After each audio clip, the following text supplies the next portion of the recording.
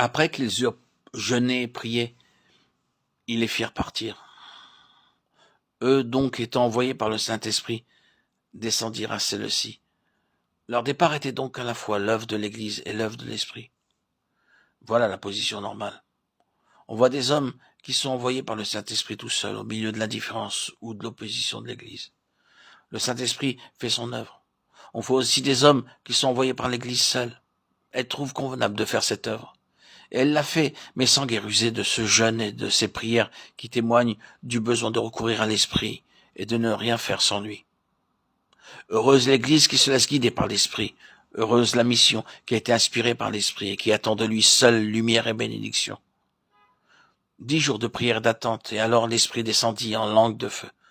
Voilà comment naquit l'Église à Jérusalem. Vaquer au service du Seigneur et jeûner.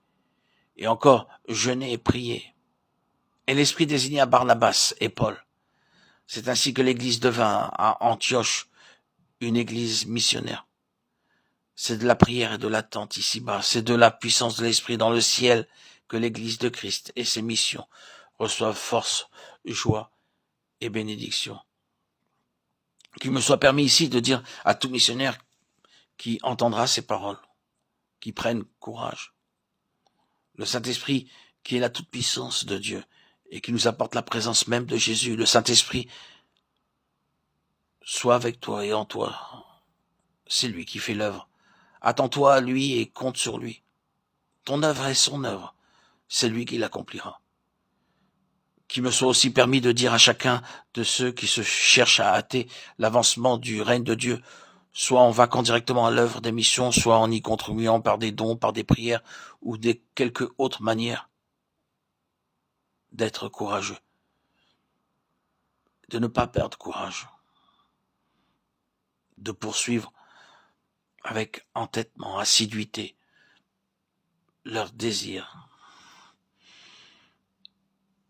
Après avoir attendu au pied du trône de Dieu et avoir reçu le baptême de l'Esprit, les premiers disciples se mirent en route pour Antioche.